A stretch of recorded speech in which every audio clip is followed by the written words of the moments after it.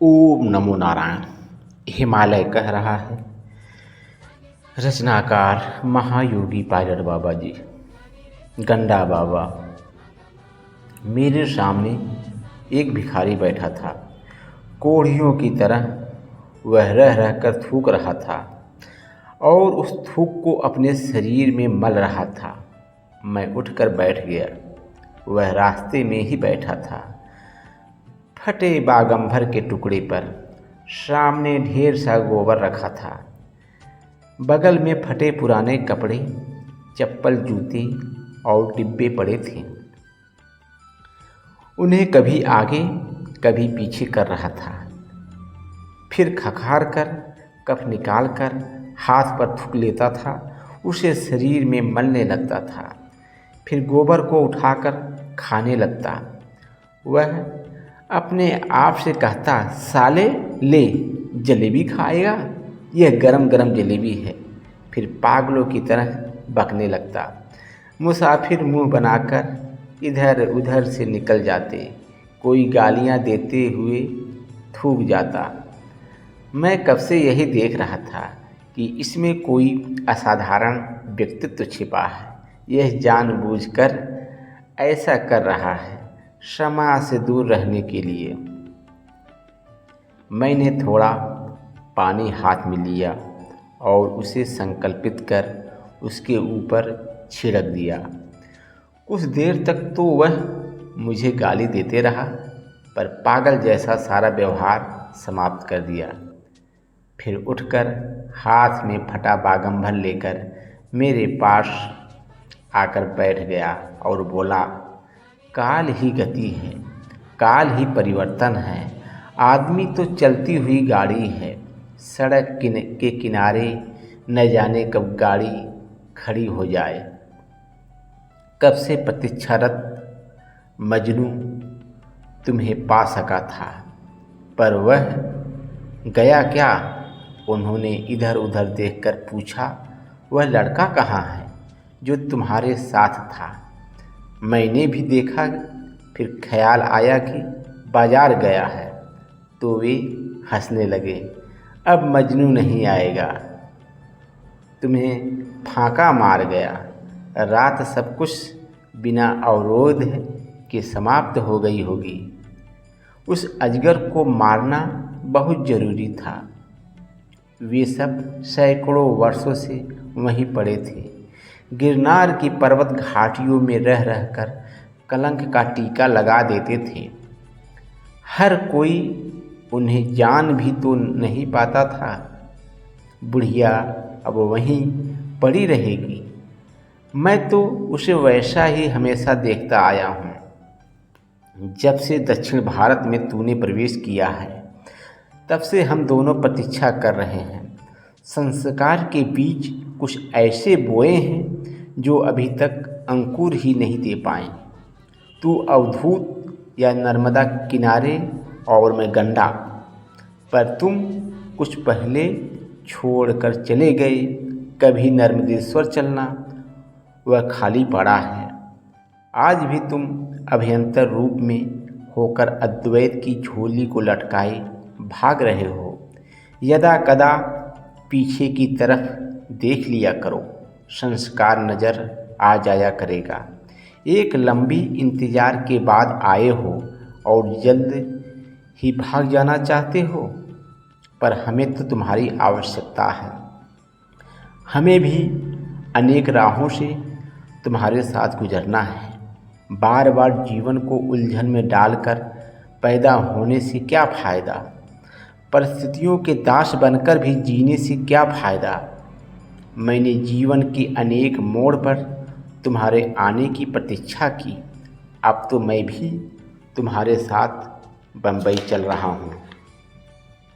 मजनू अभी तक नहीं आया और न आएगा। भाग गया होगा मक्का की मज़ार पर। बड़ा छलिया है, हाथ नहीं चढ़ता। कभी कभी तो बड़े ठाठ से अरब की गलियों में पठान बनकर सैर करने लगता है। कभी दिल्ली में चहलकदमी करता है। मैं उसे जानता हूँ। मेरे लिए भी टिकट की व्यवस्था करना। वह कुछ पैसे तुम्हारे पास छोड़ गया है। मेरे पास कुल एक ही टिकट का पैसा था, वह भी सोमनाथ तक जाने का। पर अब विचार बम्बई जाने का हो गया था। सुरेंद्र नगर तक हम दोनों उसी पैसे से आए। बाबा ने सुरेंद्र नगर में पैसों का इंतज़ाम किया। तब हम लोगों ने बम्बई तक का टिकट बढ़वा लिया। मजनू कहीं गायब हो गया था। उसी दिन शाम को हम बम्बई आ गए। मैं बिंद्रा के घर गया। हमें देखते ही वे नाचने लगे। वह बहुत खुश नज़र आ रहे थे।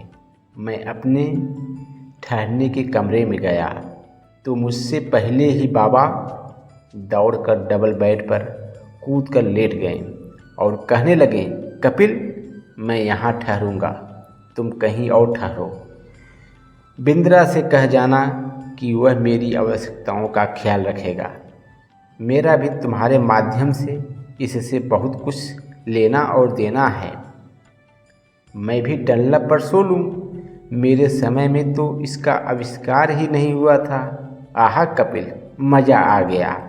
यहाँ तो बहुत बड़ा अच्छा है। तभी तो तुम बार बार बम्बई आते हो। देखो भाई इंद्रजीत, मुझे भी तांडव नृत्य सिखाना, जिससे मैं भी डमरू लेकर तांडव नृत्य कर सकूं।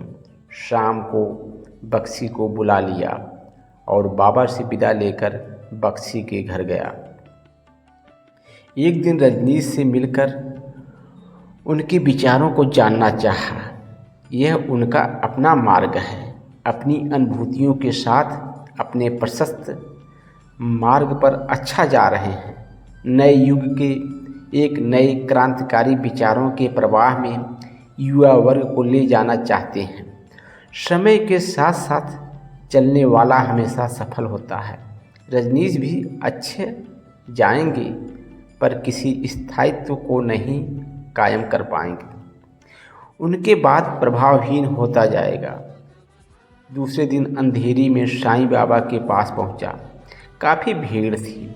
बहुत प्रयास किया पर उनके आधुनिक भक्तों ने मुझे वहां तक पहुंचने नहीं दिया और न बाबा ने मुझे बुलाया। मैं इसके साथ लौट आया। धर्म का एक विशाल प्रशस्त प्रचार वहाँ होते पाया। पर इस साईं में बड़ा अंतर है। बाद में मिलकर कुछ जानने का निश्चय कर आया था।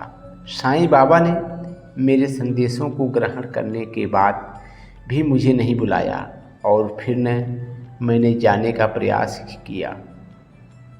कुछ दिनों तक हमें बम्बई में रहते गुजर गए। एक दिन बाबा किताबों का थैला बनाकर कंधे पर बागंबर रखकर चल देने के लिए तैयार हो गए। बिंद्रा उन्हें रोकता रहा पर वे कुछ सुन ही नहीं रहे थे।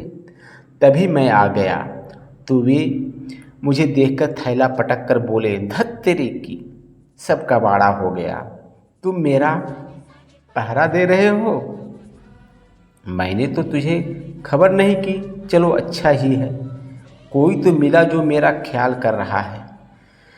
बाबा एक दिन पूर्व दर्जनों बोतल शराब डकार गए थे और सारा मांस खा गए थे, साथ में घर में बना सभी खाना।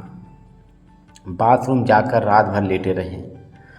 सुबह में सभी कुछ वैसे का वैसा पेट से निकाल बाहर फेंक दिए और चलने को तैयार हो गए थे।